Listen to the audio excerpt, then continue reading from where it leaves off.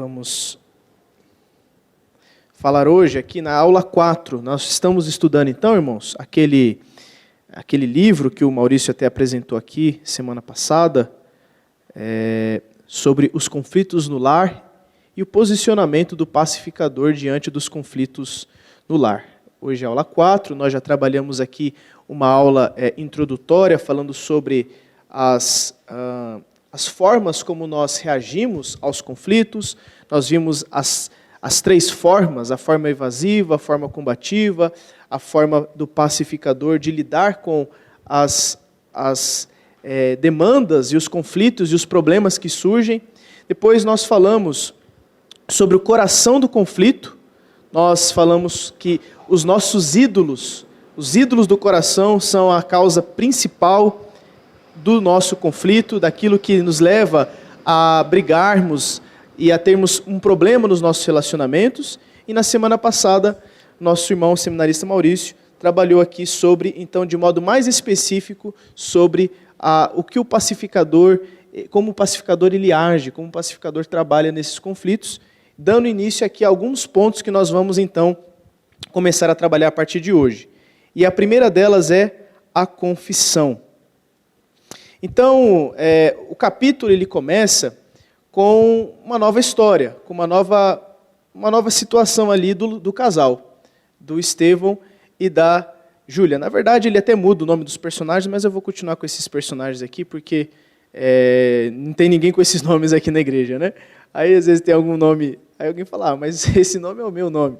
Mas não tem problema, não. Então, Estevão e Júlia estão ali, novamente, em uma situação de conflito. Agora, Estevão vai ajudar a Júlia a lavar a louça. Ela está lavando a louça, ele pega então ali um guardanapo, né, uma toalha para poder secar ali as louças, e a Júlia está brava, ela está nervosa com ele. Ele fala assim, vamos ver se assim você me perdoa. E aí ele começa a enxugar a louça e tal. Ele fala, vamos assistir TV depois? E ela continua lavando, não dá muita bola para ele. Ele fala, foi uma excelente ideia você ter levado as crianças para a casa da sua mãe hoje, assim a gente pode ficar um tempo junto e assistir TV. E ela fala, e para quê? Ele fala, para a gente ter um tempo junto, para a gente relaxar um pouco. E ela continua então, ali, continuando o seu trabalho, sem dar muita importância para o que ele está falando. E ele então pede desculpas para ela por uma situação que eles tinham passado mais cedo. E ela não aceita aquele pedido de desculpas daquela forma. Porque a forma como ele pede desculpas ali é uma forma simplesmente de tentar resolver as coisas de modo rápido.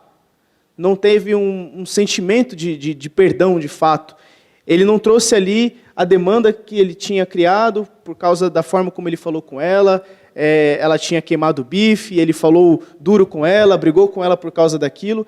E não teve ali então uma forma mais específica, mais direta de pedir perdão, e por isso ela não aceita aquele pedido de desculpas daquela forma sorrateira, de mansinho, apenas para poder, entre aspas, novamente voltar às pazes à situação. E ela ainda fala, você está querendo fazer isso por causa do nosso encontro com os nossos amigos?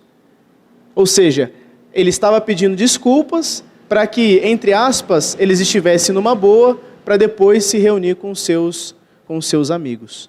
Mas nós vamos abordar aqui hoje, nessa manhã, como nós devemos confessar os nossos pecados e como nós devemos, então, trabalhar a questão do perdão. Como nós devemos, de fato, proceder com o nosso cônjuge ou com alguém que nós temos algum problema, algum conflito, e como nós devemos, então, pedir perdão. Como é o passo a passo da confissão de pecados. Então, nós devemos procurar a resolução sincera do problema. E esse é o problema, vamos colocar assim, da confissão rasa, do pedido de desculpas de modo raso. Ele não tem ali uma sinceridade em querer resolver aquela questão, aquela situação. Ele é motivado por qualquer outro sentimento. No caso aqui do Estevão, para que ele estivesse ali um mínimo de ambiente para receber depois os seus amigos. E eu não sei você, mas eu já tive isso também, eu já passei por isso. Apesar de não ter tanto tempo de casado assim, às vezes nós queremos fazer ali as pazes simplesmente para poder ter um dia, entre aspas, leve, para que você não fique com aquele entrave com a pessoa, para que você possa, então, se sentir bem, com a mente aliviada, mas não está trabalhando o problema. Está apenas colocando para debaixo do tapete. Em segundo lugar, quando nós fazemos uma confissão rasa, é porque nós não gostamos de reconhecer os nossos erros. Aliás, talvez nós nem nos enxergamos como errado na situação. O autor aqui traz aqui o 60 por 40. Ele fala, 40% do problema é meu, mas 60% é do outro. Então a gente sempre enxerga que, na verdade, o causador e o real problema é o outro. Nós já até falamos isso em outra vez, né? Então nós não gostamos de reconhecer os nossos erros. E se nós não reconhecemos os nossos erros, o nosso pedido de desculpas, ele será raso, porque ele não terá verdadeiro sentimento de perdão. Não terá um verdadeiro sentimento de assumir a culpa, de assumir que realmente você falou uma palavra dura, realmente você não cumpriu com a sua responsabilidade, de fato você magoou aquela pessoa, mas você está sempre tentando se esquivar de reconhecer o seu erro. E queremos ficar em paz. Queremos simplesmente ligar a nossa TV, assistir nossa Copa América, assistir nossa Eurocopa, as mulheres assistir a série, ou então fazer o seu trabalho do lar, ou enfim, o marido também, fazer algum hobby, fazer alguma coisa, só quer ficar em paz. O problema é que, como nós vimos, essas atitudes aqui são evasivas. Elas estão tentando fugir do problema e colocar, então, as coisas para debaixo do tapete. O problema é que, uma hora essa sujeira vai estar tão alta que esse tapete não vai aguentar mais, né? Esse tapete vai ficar parecendo uma montanha. Vai ter tanta sujeira ali debaixo que uma hora vai explodir e vai acontecer alguma coisa. Esse conflito pode se tornar uma situação muito pior. É por isso que, às vezes, as pessoas elas chegam em estopim por coisas tão pequenas. Às vezes, exatamente por uma situação como essa. Porque a esposa queimou o bife, porque o marido ele não lavou a louça, coisas tão pequenas do dia a dia, corriqueiras, e que levam, às vezes, a um estopim terrível. Levam a situações de conflito terríveis. Palavras de baixo calão, agressões, fugas, a esposa que quer ir para a casa da mãe, o marido que fica ali, tem um estopim de raiva ali, de impulsividade e se torna agressivo. Por quê? Porque justamente como nós falamos, vai se evadindo tanto do problema, vai empurrando tanto com a barriga, não trabalhando com a prevenção, que chega uma hora que coisas tão pequenas, aquelas coisas tão pequenas levarão ao desfiladeiro abaixo.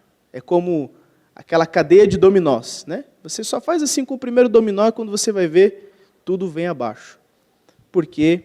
Porque não foi trabalhado a questão da confissão e do reconhecimento de que sim, você errou, sim, você pecou e precisa ser feito as pazes primeiramente com Deus, como nós veremos depois com o outro. Não podemos negar, esconder, desculpar, justificar ou minimizar nossos pecados quando nos aproximamos de Deus. E esse é um grande problema. Aliás, a ideia e a noção de pecado tem se tornado cada vez mais defeituosa. Os pecados têm tentado ser legalizados. Os pecados têm tentado ser justificados, muitas das vezes.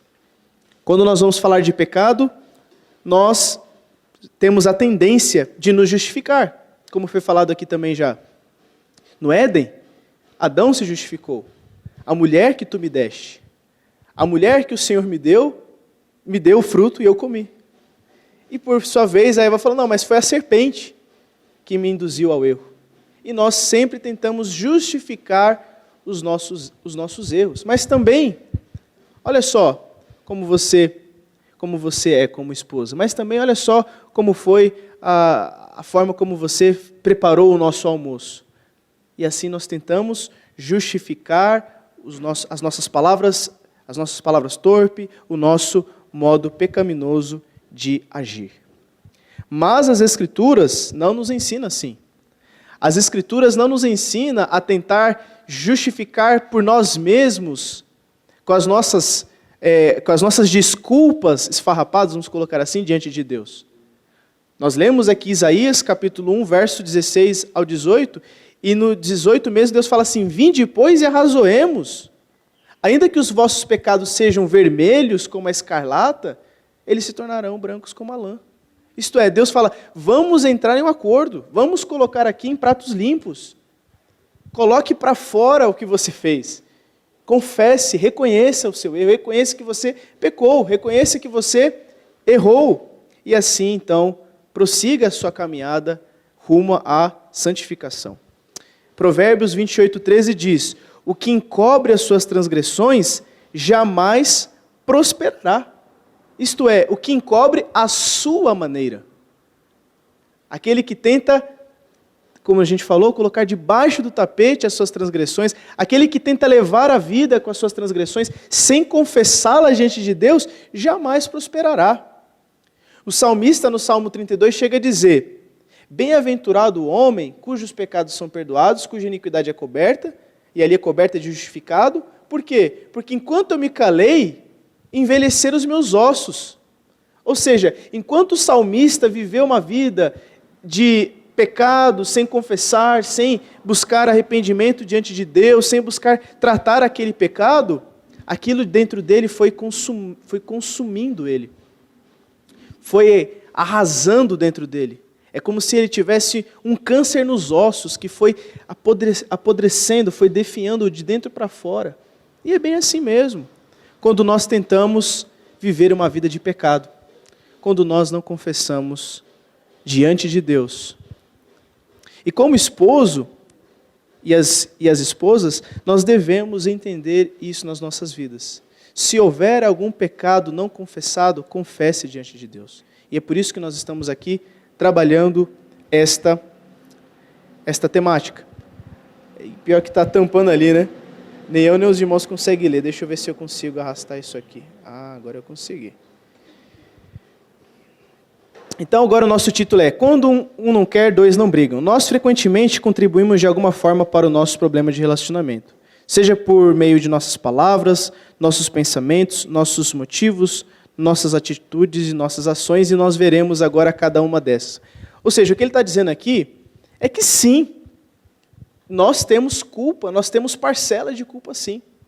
E se nós colocarmos diante de Deus e refletirmos sobre as nossas palavras, pensamentos, motivações, atitudes e ações, nós faremos a nossa parte.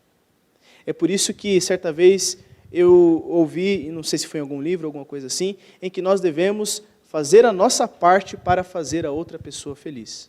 Nós devemos fazer a nossa parte para que o nosso papel como cônjuge, como marido, como alguém que foi chamado por Deus, que foi regenerado por Deus, tem sido trabalhado por Deus, cumprir a nossa parte no nosso relacionamento. E não simplesmente olhar para os defeitos do outro.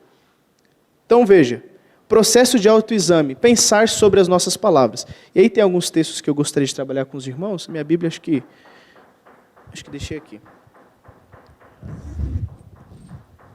Tem como dar aula sem a Bíblia aqui, né? É que a benzinha aqui é um pouquinho curta. Mas eu quero pedir para que você abra a sua Bíblia na Epístola de Tiago.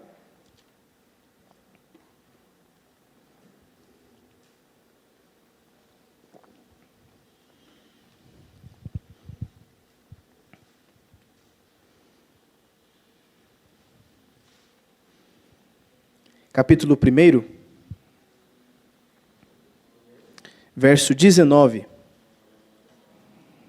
Tiago, capítulo 1, verso 19.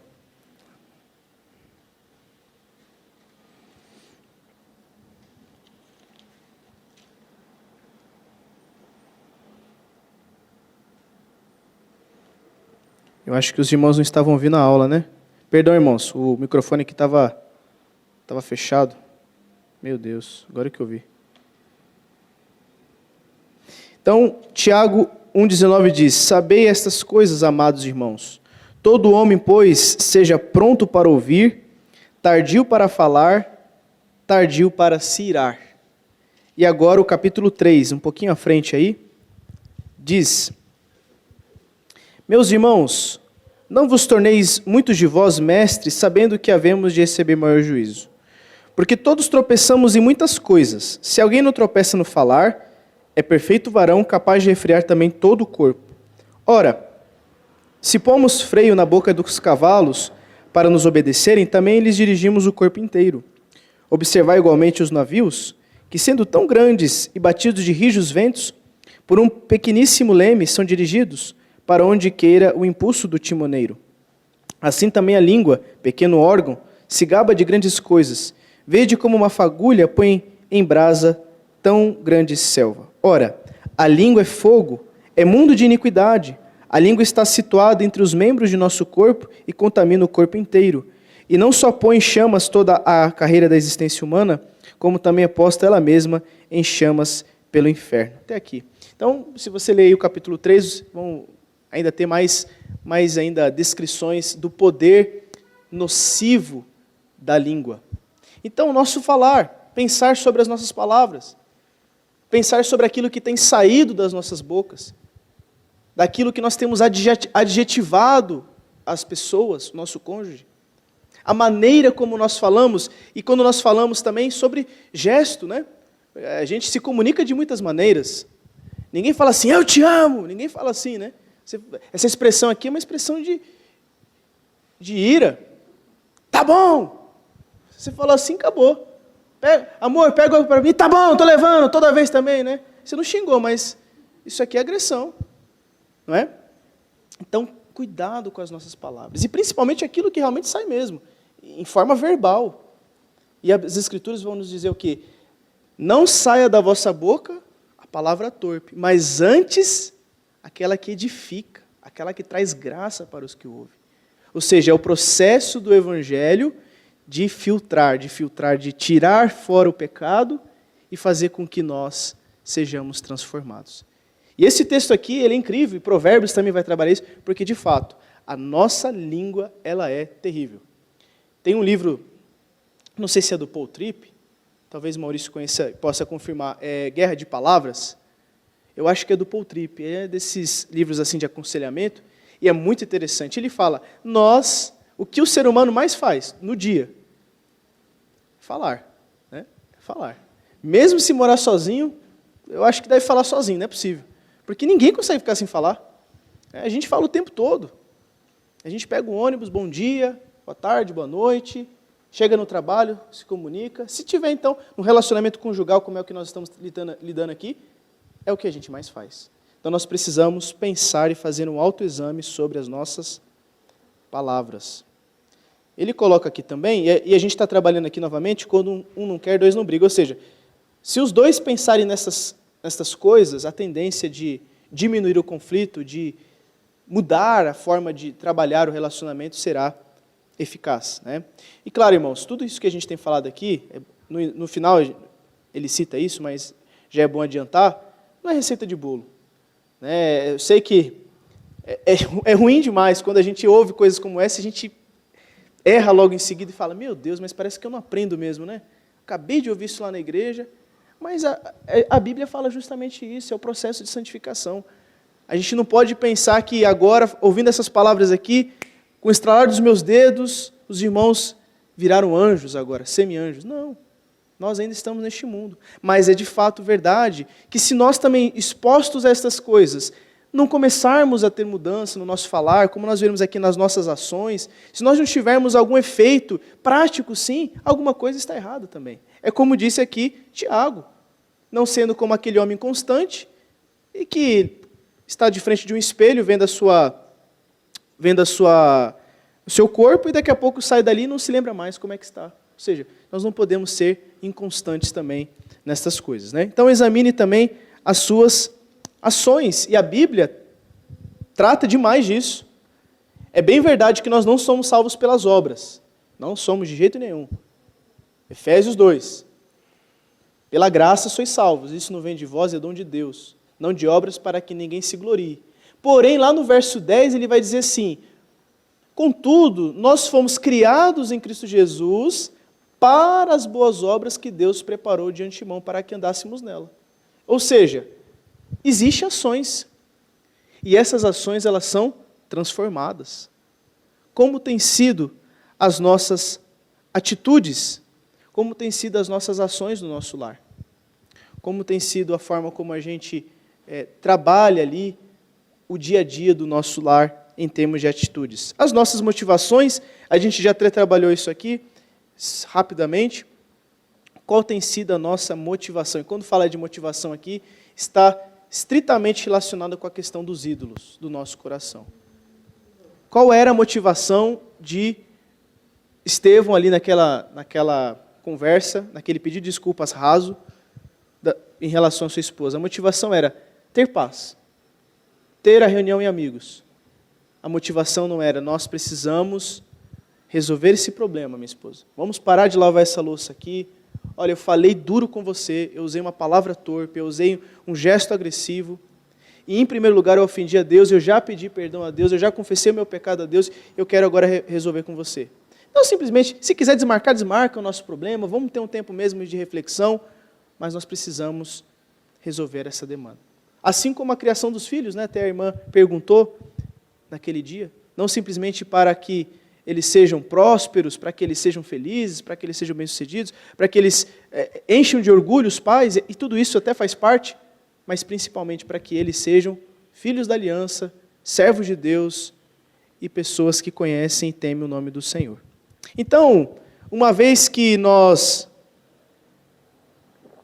erramos, pecamos em nossas responsabilidades, né? A gente falou aqui das ações, às vezes nós erramos nas nossas omissões, como maridos. Erramos em não pastorear a nossa esposa. E é como o Maurício falou aqui semana passada, muito bem falado. A mulher tem um impulso natural, por causa da queda, de se o marido não tomar as rédeas, ela vai tomar. E é uma situação tão complicada, né, irmãos? Assim, eu já vi esse tipo de situação. O telefone está tocando, às vezes, para cobrar, e o marido dá para a esposa, não, fala aí. Que isso, cara? Não, está batendo lá fora lá, para cobrar a conta. Não, vai lá você e fala que está sem dinheiro. A pessoa perdeu a responsabilidade de ser o homem, de enfrentar a situação e tentar ali fazer uma negociação e reconhecer que não tem condições. Porque ainda mais eu estava falando até com meu pai ontem, a nossa geração de homens tem sido muito afetada. Muito afetada. E não estou nem falando no sentido aqui de pessoas que têm problema como sexualismo, que é um pecado e precisa ser tratado. O homem tem perdido a sua virilidade. Eu acho que o reverendo Augusto que falou uma vez que estava no acampamento, aí no meio lá da sala apareceu uma barata, né? Os homens tudo escorreu assim, aí a menina deu um pisão e matou a barata. Né? O pessoal brinca, né? Então, assim, criado com leite com pera, parece uma coisa assim. É Nutella, né? É geração Nutella. Hã? Tomou Danone? Tomou muito Danone? Então, assim, mas a gente precisa, mesmo os que tomaram, eu também tomei Danone, né? Mas Nutella não, nunca gostei de Nutella não, gosto de chocolate amargo. Mas temos que ensinar virilidade, responsabilidade, hombridade. E não tem nada a ver. Tem um livro muito bom também da editora Nutra, O Homem Bíblico. Estou puxando mais aqui a orelha dos homens, porque eu sou homem, né? A cabeça da mulher. Eu brinco que esses dias eu fui no centro comprar um vademecum, né? Que é todas as leis do país. Aí tem mais de quase 3.000 páginas. Eu falei, esse aqui é um livro para entender as mulheres, a introdução, né? A introdução é de como entender a cabeça das mulheres. Ali é a introdução, só 3.000 páginas. É uma brincadeira, né? Mas eu, falando com a cabeça de homem, e a gente tem visto isso, e a gente precisa tomar muito cuidado. E ser homem não é simplesmente gostar de jogar bola, nada disso. Né? Ser folgado, não é nada disso. O homem bíblico ele trabalha muito bem o que é ser homem. E a principal característica é ser responsável, cumprir as suas responsabilidades, ser pontual, não se evadir, não se omitir. Né? E nós precisamos cultivar essas coisas. E, claro, seguir a Cristo, né, que é o homem perfeito. Então, irmãos, os 7 passos da confissão, uma vez que nós erramos em nossas palavras, pecamos com ações, pecamos com motivações, nós precisamos, então, ele traz aqui 7 passos da confissão. Né? Nós temos aqui o momento de confissão de pecados no culto, e é um tempo assim tão importante, né, da nossa liturgia, e nós precisamos realmente entender a importância desse momento. Não fazermos simplesmente como algo ritualístico, né? Senão nós estamos perdendo o sentido de realmente confessar a Deus. Confessar a Deus não pode se tornar algo ritualístico, porque senão a gente está sendo parecido com os católicos, que na missa tem o momento do sacrifício, levanta a hóstia, eis aqui o Cordeiro de Deus, aí eles comem aquilo ali pensando, olha, Jesus está sendo sacrificado por mim, de modo ritualístico. E não pensa realmente no que significa confessar os pecados. Inclua os interessados. Quem são os interessados? Em primeiro lugar, Deus. Todo pecado é contra Deus, não importa. Se você falou uma palavra torpe, se você tem pecado em outras áreas, se você tem pecados com cobiça, se você tem pecados de qualquer natureza que seja que as Escrituras nos apresentam, o primeiro envolvido é Deus. Deus tem sido desonrado pelas nossas vidas e é por isso que a gente precisa confessar a Ele. Em segundo lugar, a outra pessoa com que nós ofendemos. Nós precisamos confessar nosso pecado a ela. Trazê-la para junto de nós e falar, olha, eu pequei contra Deus e pequei contra você. Dessa forma. A congregação, de repente, um pecado público, né? Um pecado que veio à tona, se for o caso também, chamar a congregação e confessar diante dos irmãos o nosso pecado. Evite ser, mas ou talvez, que são aqui palavras relacionadas àquela forma evasiva que nós falamos, de tentar justificar o nosso erro. Se você admitir seus erros de forma honesta, incondicional, é bem mais provável que experimente o perdão e a reconciliação. Nós não chegamos diante de Deus e confessamos, Senhor, talvez eu pequei, Deus. Talvez eu pequei. Quando eu xinguei a minha esposa, talvez eu pequei. Porque ela fez isso e aquilo também, né? Como é que... Aí a gente está parecendo aquela oração do publicano e do fariseu, né? Eu faço isso, eu faço aquilo outro, justificando o porquê ele deveria ser aceito por Deus. Não, nós temos que ser como o publicano. Ser propício a mim, pecador. Senhor, eu pequei. Eu pequei porque eu sou pecador. A outra pessoa pode ter parcela? Pode, claro, e tem. Mas eu pequei porque eu sou um pecador. Como diz lá no IBEL, a gente fala, um pecador miserável, né? Seja específico a admitir seus erros. Identificar especificamente a atitude que o levou a certo comportamento, seja de soberba, egoísmo, ingratidão, amargura, farisaísmo. Seu cônjuge será encorajado a acreditar que seu arrependimento é verdadeiro. Eu já ouvi uma vez uma expressão assim, né? Nós pecamos no varejo e pedimos perdão no atacado. Acho que é isso, né? Pecamos no varejo e pedimos perdão no atacado. E não reconhecemos, e não identificamos. E qual é o problema disso? O problema é que nós não seremos tratados. Nós não seremos tratados. Enquanto nós não identificarmos, olha, o meu problema tem sido o problema da soberba. Eu tenho falado assim com as pessoas porque eu sou soberbo, eu sou altivo, eu acho que eu sou melhor do que todo mundo. Eu acho que eu estou aqui e os demais estão aqui embaixo. Não, eu pequei porque eu sou egoísta. Eu só tenho tempo para mim. Eu não consigo ceder parte do meu tempo. Eu não consigo fazer algo que a outra pessoa deseja, que a minha esposa deseja, sair para ir ao parque, sair para jantar. Por quê? Porque o tempo é todo para mim. Eu não consigo dar tempo aos meus filhos, eu não consigo dar tempo aos irmãos, porque o meu tempo ele é todinho para mim. Só tempo para mim. Ou então o tempo é todo para o trabalho, né? Aí a gente vai voltar naquela questão também da idolatria. Pode ser ingratidão, pode ser amargura, farisaísmo, pode ser problema com a parte da sexualidade, não é? Então a pessoa tem problema com aquilo. E pode começar com coisas leves.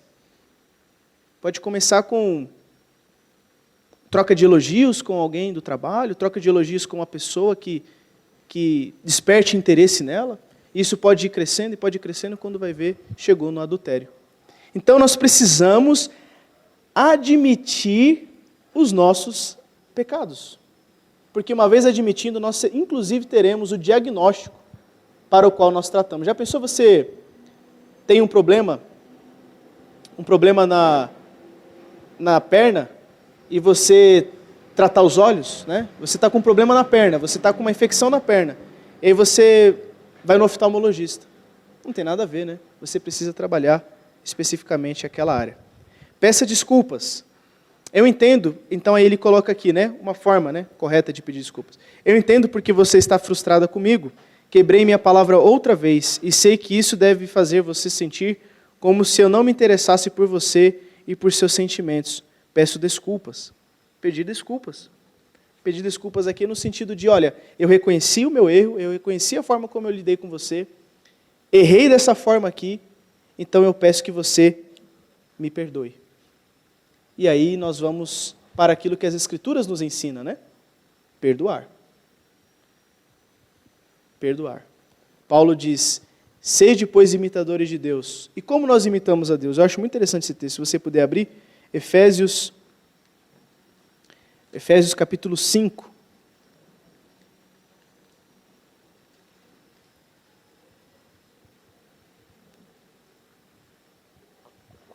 Efésios 5, 1 e 2. Diz assim, sede, pois, imitadores de Deus, como filhos amados, e andai em amor, como também Cristo nos amou e se entregou a si mesmo por nós, como oferta e sacrifício a Deus em aroma suave. Na verdade é o 32, né, que eu não li, que no final ele fala, como também Deus em Cristo vos perdoou. E como Deus nos perdoou? Entregando Cristo Jesus para morrer por nós. Como nós imitaremos a Deus? Perdoando. O maior perdão foi dado por Deus. Nós ouvimos aqui hoje. O que foi necessário para que o perdão fosse dado a nós. O sangue de Cristo, o sacrifício de Cristo, tudo aquilo que envolveu a obra de Cristo Jesus para que nós fôssemos perdoados. E é por isso, meus irmãos, que o remédio mais poderoso e precioso para um relacionamento é o perdão. Já pensou se não existisse perdão? A primeira situação de pecado, e vai existir, porque são dois pecadores, né? Acabou. Não existe perdão. Não aceito 99%, é 100%. E assim também seria com Deus. Se não houvesse o perdão, não havia nenhum tipo de esperança para nós. E só existe esperança para os relacionamentos porque existe o perdão. Porque é fato. Sempre haverá situações de conflitos e problemas, nós precisaremos exercitar o perdão. Aceite as consequências, e aqui está com trema, aqui não existe mais isso na língua portuguesa não, tá? Acho que eu tirei do livro e deve que estar... enfim.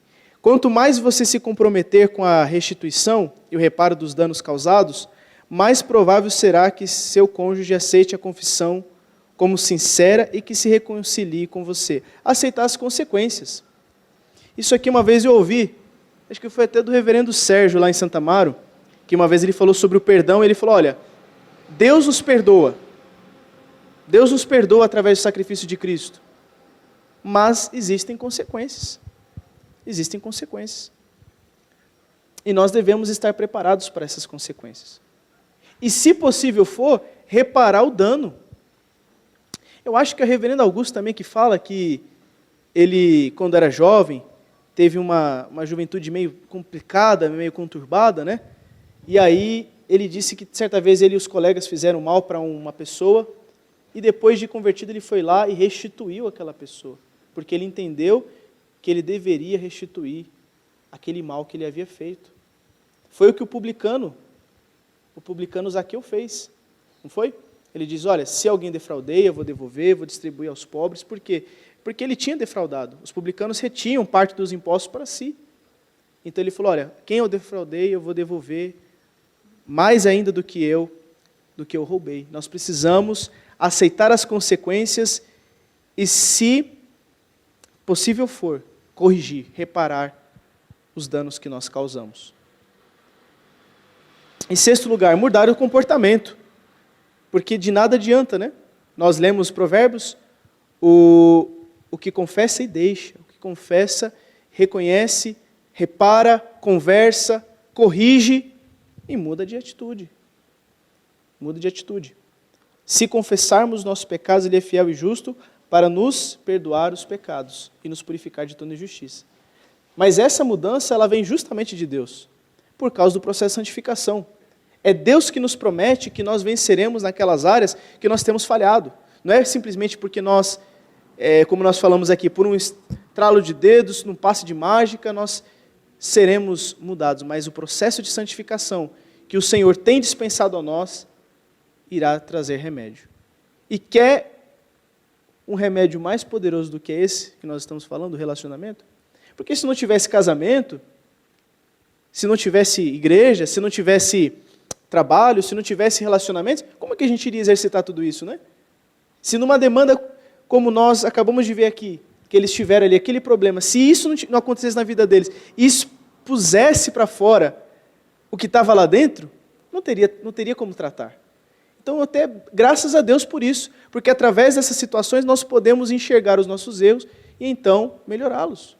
Deus falou para o povo, olha, eu permiti que vocês passassem pelo deserto, em Deuteronômio Deus fala com o povo, para que vocês vissem o que estava dentro do coração de vocês.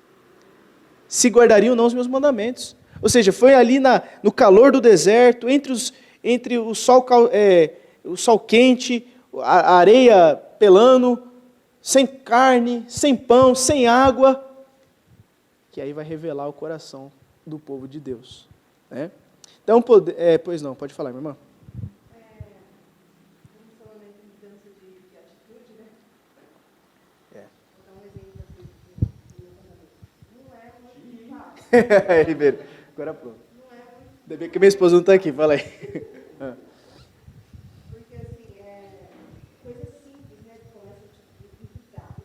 A mulher, né? Só quando eu a mulher, ela fala bastante. É verdade. Então, a mulher sabe, ela tem que edificar nessa área.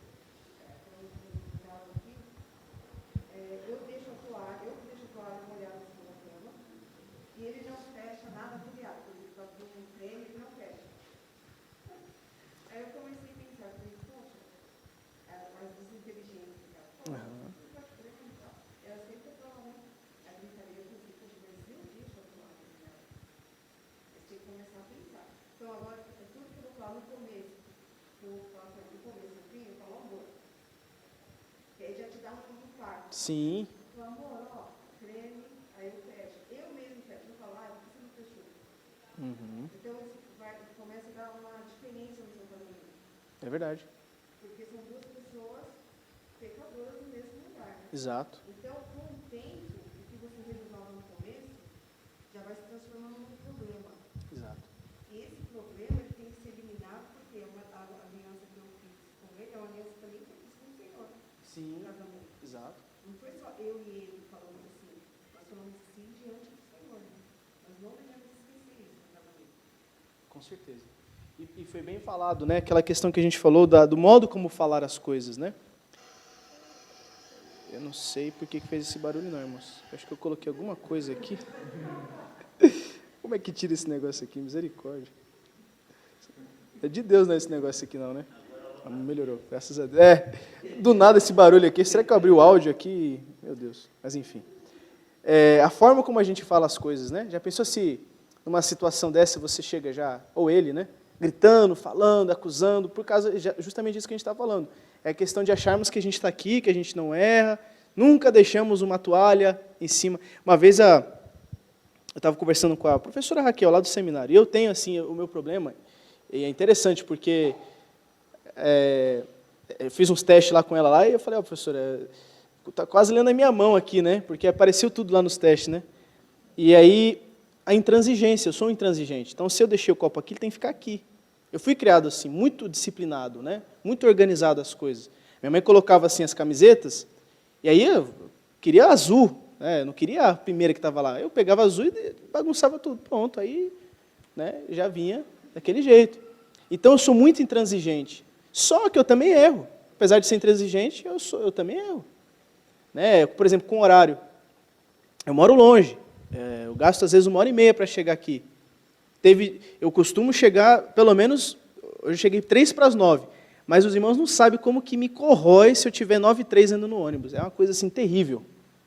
Entendeu? Eu odeio chegar atrasado nos lugares, mas eu chego. Né? E aí, quando alguém chegar atrasado para um compromisso, a professora falou, já pensou, você marca um acampamento, e aí 7h, 7h05 os irmãos chegou. E a pessoa, meus irmãos, peraí, não dá, né? Vocês também chegam atrasados. Motorista, vamos embora. Tem 10, deixa os outros para lá. Que igreja que vai ter um pastor doido assim, né? Pois não. Eu peguei um gancho do Cara Expus, que é assim, uma palavra que às vezes nós como cristãos gera um pouco de desconforto é perfeição. Verdade. Então parece que a gente tem que ser chega a ser até Místico, né? Uhum. Então, a palavra que eu aprendi que me ajuda muito, me dá um conforto, é progresso. Muito bom. Então, ela falou da questão do creme, da liberdade, é o progredir nessa situação que eu falei, vou arrancar as tampas dos cremes, porque ela não vai pedir para eu. Aí eu não esqueço de fechar, para brincando. Então, a gente, nesse sentido, tem que progredir. É verdade. Porque nesse progresso, né, esses pequenos ajustes. Dia a dia, né? Verdade. Te agrada o cônjuge, você glorifica a Deus com isso, né? Um casamento fica melhor. Com certeza. Então, hoje eu errei, hoje amanhã eu vou tentar dar aquela. Claro que eu sei que não faço cada vez, né? Então eu vou tentar mudar aqui, olha, amor, né? Amor, peraí, tal, mudando aqui, então ajuda bastante. Então, se colocar na cabeça do progresso, né?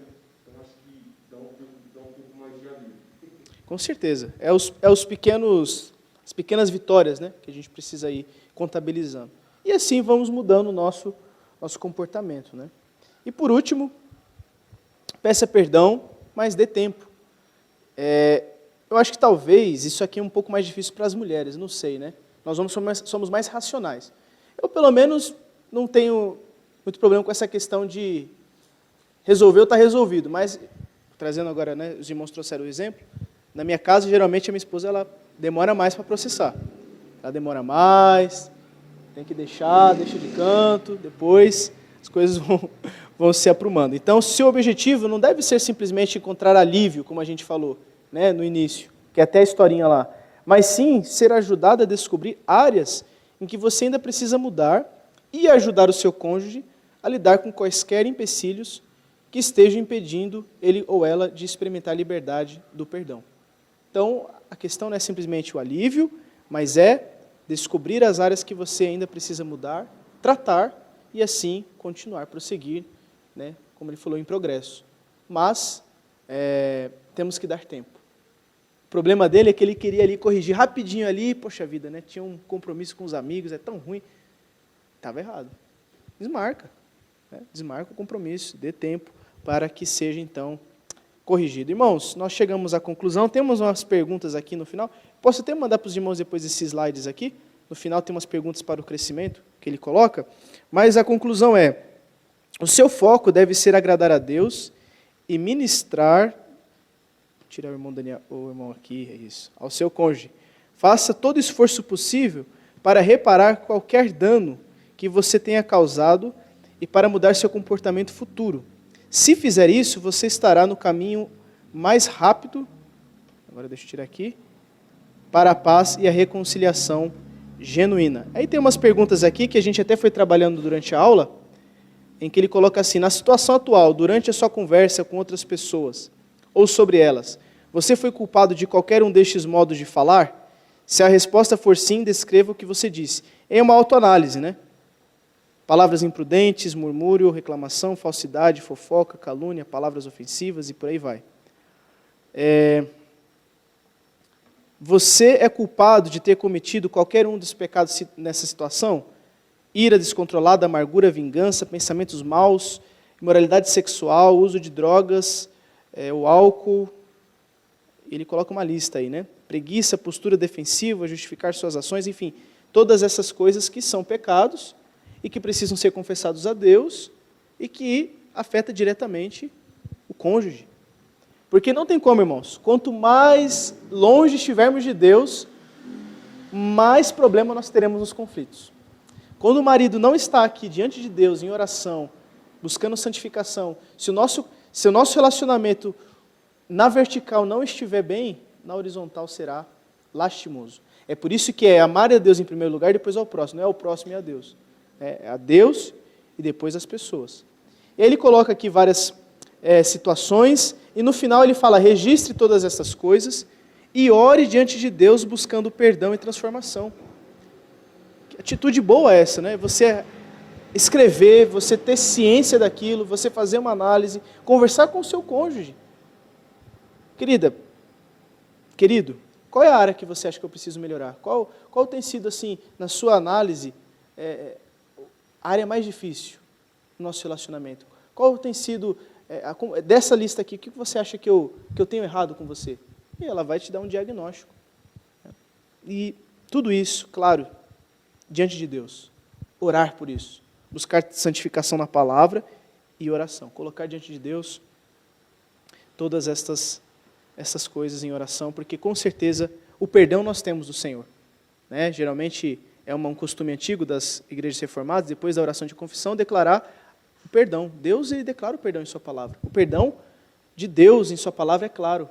Nós estamos perdoados, mas precisamos buscar a santificação.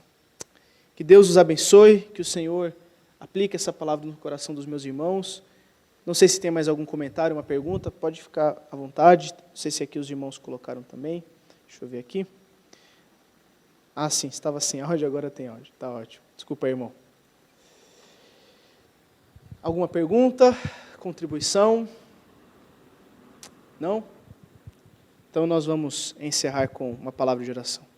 Querido Deus e Pai, obrigado, Senhor, por esta aula. Obrigado, Senhor, por estas lições preciosas que nós temos aprendido.